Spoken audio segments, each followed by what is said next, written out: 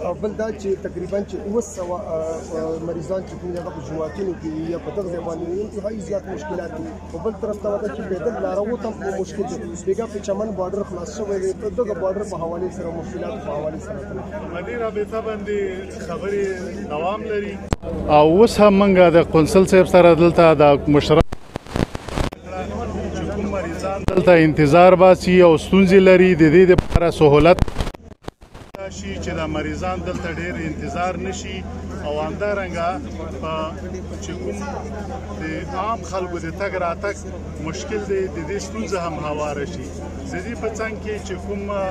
تجارتي مالونه تګ راتګ کوي د دې لپاره نور هم سهولتونه زیات شي نو دا خبره موږ یاده کړه او د دوی لپاره موږ ته اطمینان راکړ چې موږ به د خپلو مشرانو سره